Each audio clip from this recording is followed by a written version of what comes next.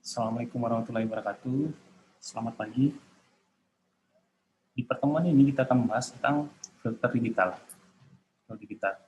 Ini topik yang ketiga ya.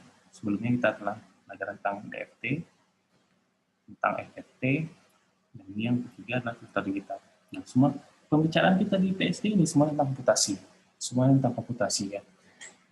Di ulang lagi ya, DFT adalah bagaimana kita memungkinkan Fourier transform bisa dioperasikan oleh komputer.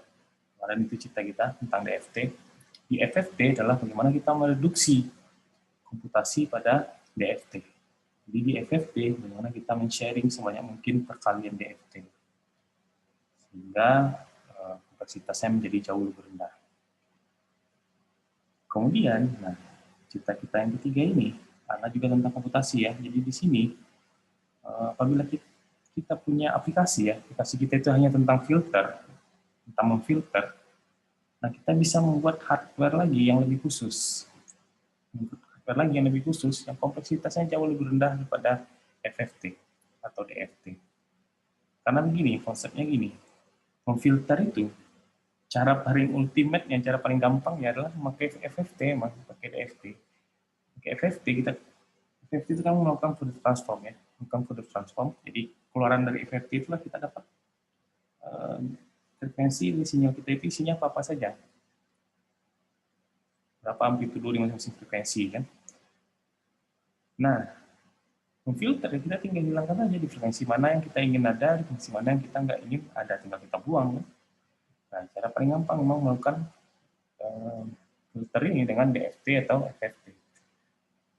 Nah, masalahnya adalah ini, DFT atau FFT, kompleksitasnya itu meningkat seiring dengan meningkatnya banyak sampel. Kalau kita punya sampel ya, sampel frekuensi, sampel sinyal, apa namanya, makin tinggi, nanti dia semakin tinggi juga. Nah, ini berbeda kalau kita hanya melakukan filter. Filter dia tidak akan berubah intensitasnya bergantung dengan banyaknya sampel. Nah, ini sangat penting ya kalau di audio itu kalau lihat ya, misalnya MP3 itu berapa sampelnya, 15 sampai 30 kHz. Bayangkan kalau melakukan FFT atau DFT dengan sampel semuanya 30.000. Nah, sangat banyak sekali ya, banyak sekali perkalian. Nah, di sini kita bisa hanya 100 perkalian atau 200 perkalian, berapapun banyak sampelnya kita bisa melakukan itu. Nah, sekarang kita lihat ya, apa itu yang dimaksud di sini ya. Ya, filter di sini maksudnya ya filter frekuensi ya, bukan filter yang lain, filter frekuensi. Penggunaannya macam-macam. Kalian lihat di audio ya. Di audio itu ada bass, mid range, treble kan. Nah, kita bisa matikan, kita bisa proses kan, bassnya mau kita kencangin atau bassnya mau kita hilangin, itu bisa lakukan. Nah, ini masing-masing bass, mid, treble ini dia frekuensi yang berbeda ini, frekuensi yang berbeda. Nah, untuk memprosesnya tentunya kita filter dulu sesuai frekuensi bass. Nah, barulah dia si audio equipment ini dia bisa melakukan amplifikasi atau dia melemahkannya. Kemudian ini juga sering kita lihat, baru 2 contoh nih ya, sebenarnya banyak lagi contoh filter digital ini. Contoh yang kedua yang paling sering digunakan adalah di handphone. Di handphone itu ada yang namanya noise cancellation. Nah, jadi gini kan, suara manusia itu sudah tahu ya, tentang suara manusia itu sudah ada ya, lupa berapa harusnya, saya cek nanti ya, berapa itu tentang suara manusia.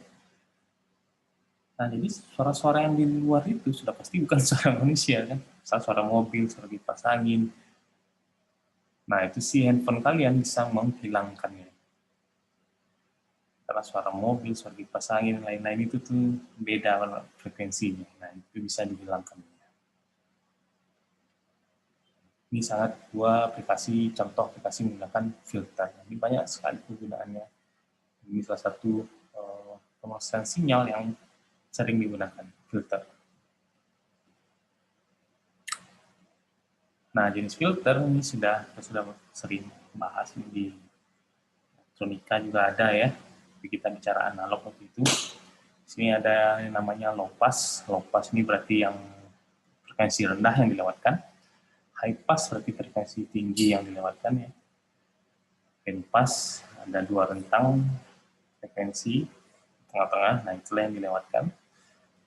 Kalau band stop, nah kita punya 2 rentang frekuensi juga, cuman itu yang kita hambat, nah, itu yang kita lemahkan. Di luar itu kita lewatkan. Ini secara garis besar ada 4 ini. Nah, ini cara yang paling gampangnya menggunakan DFT ya. Ini cara menggunakan DFT.